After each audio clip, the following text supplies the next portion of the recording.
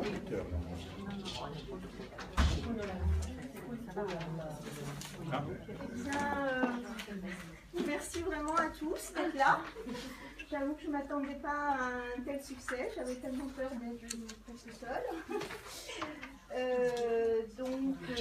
Voilà, eh bien, écoutez, je vais me présenter d'abord.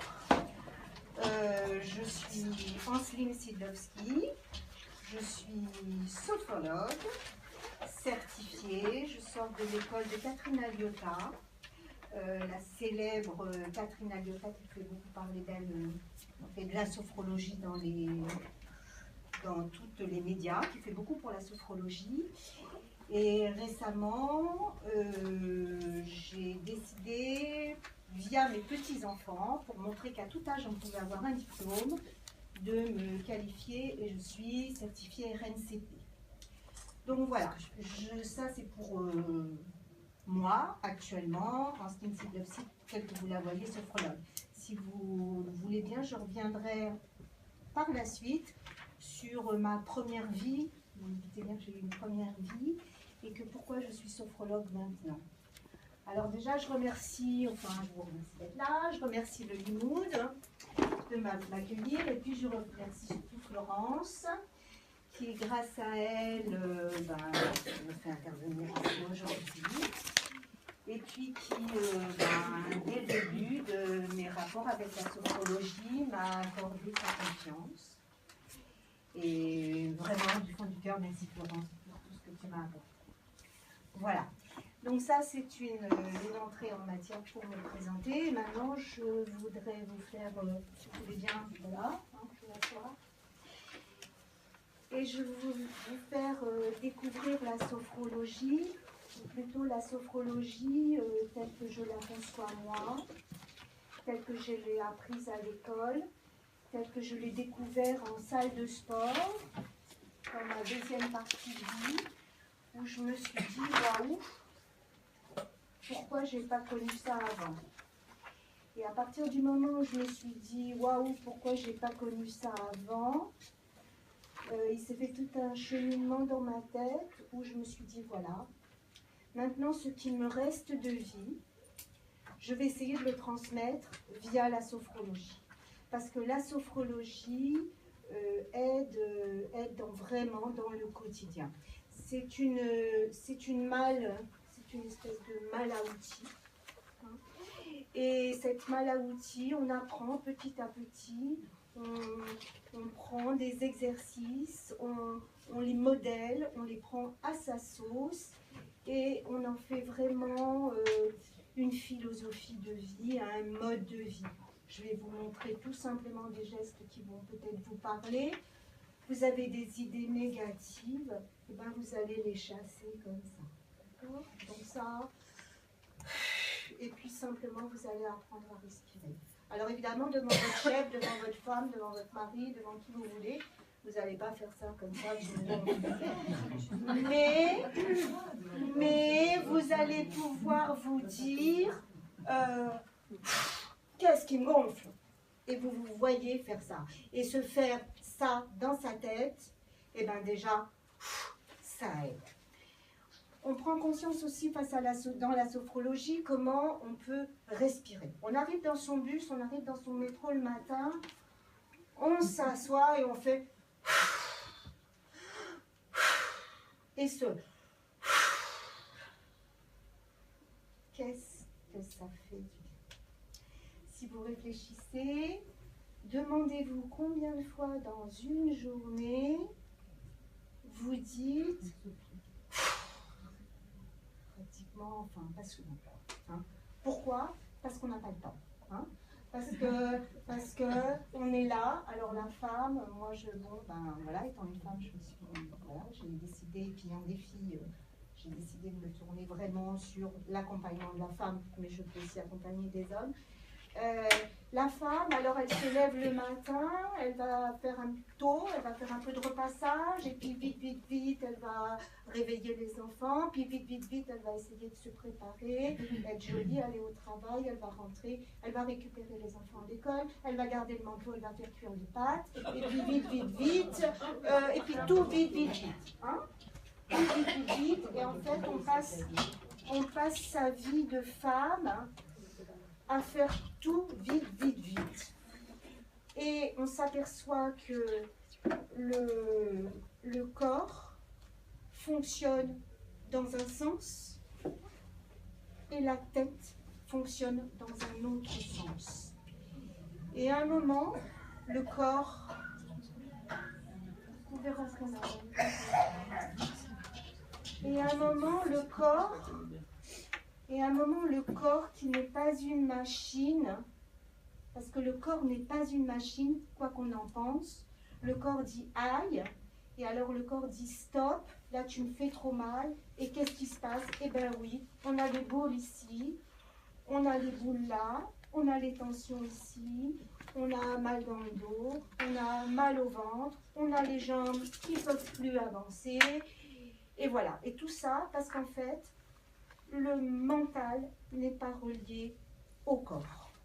Donc la sophrologie aide, je dis bien aide, ce n'est pas magique, mais c'est un mode de vie, c'est pour ça que j'ai intitulé ma plaquette mode de vie et j'y tiens, c'est des choses qu'on doit apprendre à faire au jour le jour, comme se brosser les dents en fait. Hein.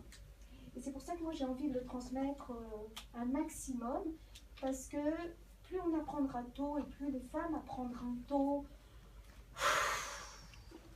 à prendre du recul par rapport à toute leur pression sociale, familiale, etc., eh bien, mieux elles se sentiront. Ça évitera les burn-out, ça évitera peut-être les divorces, ça évitera peut-être une trop grande prise d'anxiolytiques, parce qu'on saura gérer son sommeil, parce qu'on saura relier le corps avec le mental. Donc comment on relie le corps et le mental? Eh bien avec certains exercices physiques, hein, des petits exercices, des exercices tout simples, où on relâche, où on se détend, où voilà. Et ensuite, ce qu'on appelle nous une sophronisation, c'est-à-dire qu'on est, alors quelquefois on dit c'est proche de l'hypnose, la sophrologie, non, mais en fait, on atteint un niveau, on atteint un niveau qui est à la veille du sommeil et où on glisse dans un état positif. Alors demain, je vais par exemple animer un atelier sur le sommeil, parce que c'est vrai que souvent, ça revient, quoi, le sommeil, on dort mal, et puis on est fatigué, puis après on est fatigué, puis on ne fait pas bien, et puis ça ne va pas au travail, ça ne va pas avec le mari, ça va pas, enfin bon, bref, tout ça. À quelle heure demain? Demain, c'est à 10h, je crois. Ouais. On fait pas, c'est dormir donc. Non mais justement, après on dort. Donc on apprend, en fait, hein, on apprend à faire ce qu'on appelle la lecture de son schéma corporel, c'est-à-dire qu'on part du haut de son visage, on apprend à détendre toutes les parties de son visage, le front, les yeux, etc. On fait toute la lecture du visage, et le buste, et les jambes, et voilà. Et ensuite, on détend tout son corps, et ensuite, dans la deuxième partie de cet exercice qui s'appelle la sophronisation, on se voit avancer vers du positif. Et ça, c'est très important. On se voit avancer vers du positif. Alors, le positif, par exemple, ça va être réussir son permis de conduire. Ça va être passer un entretien d'embauche. Ça va être gérer avec plus de facilité ses enfants qui se disputent tout le temps. Ça va être, voilà, on va se visualiser en train de réussir une action positive. Et à partir du moment où on prend conscience qu'on est capable d'entrer dans ce positif, eh bien les choses sont plus faciles. Parce que souvent, en fait, on se met nous-mêmes des barrières. Hein? On se dit, je ne suis pas capable, je ne vais pas y arriver. Et c'est ça le frein. C'est ça le frein souvent à plein de situations d'échec. Et à partir du moment où on anticipe ces situations d'échec, eh bien on les désamorce. Donc voilà, j'essaie d'être claire. J'essaie surtout de modérer mon grand enthousiasme pour la sophrologie qui m'anime. Si vous avez des questions là maintenant, je vais tout de suite y répondre, de manière à clarifier les choses, si les choses ne sont pas claires, puisque je me suis peut-être embarquée dans trop de choses, ou trop vite, ou je ne sais pas. Sophro, je ne me rappelle plus. Alors, sophro, c'est la conscience en fait. Hein. Ça vient du grec, c'est la conscience de ses ressentis. En fait, c'est une méthode qui a été mise au point par Caicedo en 1960. C'est un neuropsychiatre et qui a mis en évidence qu'à partir du moment où l'individu prenait conscience de ses ressentis, il pouvait en être acteur. Et ça, c'est très très important. C'est-à-dire qu'à partir du moment où vous prenez conscience que vous pouvez être acteur de votre bien-être ou de votre mieux-être, vous avancez. C'est-à-dire que cette boule au ventre, la sophrologie dispose d'un exercice qui vous fait vous détendre, relâcher cette boule, respirer d'une certaine manière, de manière à ce que cette boule ici se désamorce, de manière à ce que ici l'air se fluidifie et que votre boule disparaisse. D'accord ? De même pour les tensions dans le cou, beaucoup de gens se plaignent du dos, voilà, vont voir le kiné, on va faire un examen, on a une scoliose, voilà, et en fait on n'a rien du tout, on n'a que du stress. On n'a que, voilà, alors on se tient, comme je suis toute petite, je me fais, on se tient comme ça, et on a tout le stress, et tout le poids des années, et tout le poids de nos... Voilà, tout le poids de nos contrariétés, qui nous tombent et on avance comme ça. Et à force, et ben notre dos, notre bassin, et ben tout ça, ça dit aïe. Donc ça dit aïe, et si on arrive à se redresser comme ça et amener comme ça du calme en soi, on prend conscience qu'on est capable de se calmer et de vider un peu toutes ces tensions. Donc c'est une gestuelle comme ça qui peut vous paraître un peu famille bélier, le langage des sourds et des muets, mais en fait, oui, ce sont des gestes qu'on peut faire. Moi, il m'arrive souvent, quand on m'énerve à la maison, de me faire un prana, c'est-à-dire c'est ça, le prana, de me remplir de calme, comme ça.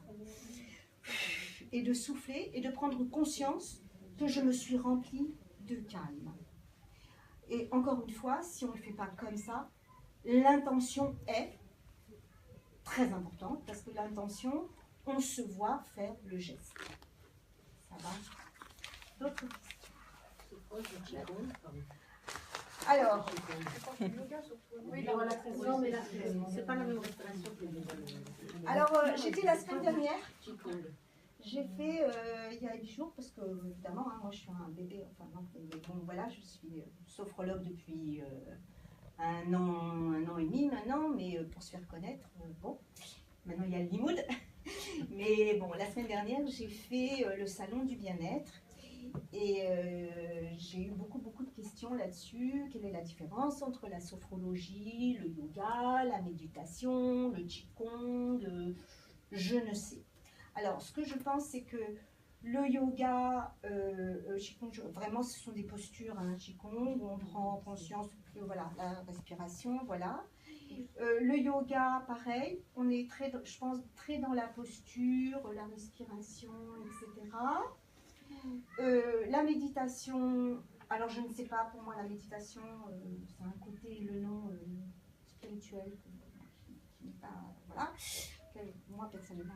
Bon, donc moi c'est plutôt cartésien, c'est très, la sophrologie ça me parle pourquoi? Parce que c'est très dynamique en fait, hein. Et moi qui ai toujours été une grande sportive, et heureusement pour moi, je vous dirai pourquoi, ça rappelle le sport, c'est-à-dire que quand vous allez évacuer vos contrariétés, vous allez faire ça, vous allez prendre conscience de votre geste, et vous sentez que vous l'avez jeté, ce truc qui vous a embêté, votre patron, votre je ne sais quoi, votre mec qui vous a lâché, je ne sais quelle situation, mais vous l'avez jeté comme ça, c'est dynamique, c'est fort, et ça parle, vous voyez. Donc, à mon avis, c'est là la grosse différence, mais ça ne reste que mon avis, je m'en souviens. Ça reste la grosse différence entre la sophrologie et toutes les autres techniques. C'est que c'est physique et dynamique, et c'est gestuel, voilà. On exprime avec son corps. Et c'est pour ça que c'est relié le corps et le mental, hein, parce qu'on s'exprime, le corps parle.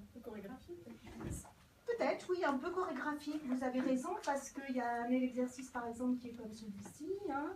Alors, on en a 27, des exercices. Donc, voilà, un exercice qui va peut-être vous parler, qui va être celui-ci, qui va être de créer sa bulle. Voilà. Donc, on ferme les yeux et on imagine qu'on crée sa bulle. Hein, voilà, comme ça. Donc, par exemple, on peut faire ça.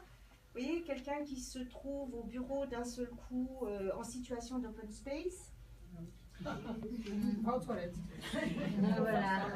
Et qui supporte très très mal que le type d'en face ou la nana d'en face regarde ce que vous faites derrière votre bureau. Eh bien, vous pouvez vous imaginer créer votre bulle. Alors, vous n'allez pas le faire comme ça, bien évidemment, mais encore une fois, comme vous l'aurez fait à la maison et comme vous serez imprégné de cet exercice qui sera bon pour vous, eh bien, voilà, cet exercice vous parlera et vous aidera à supporter un peu mieux l'open space avant de retrouver peut-être un autre job.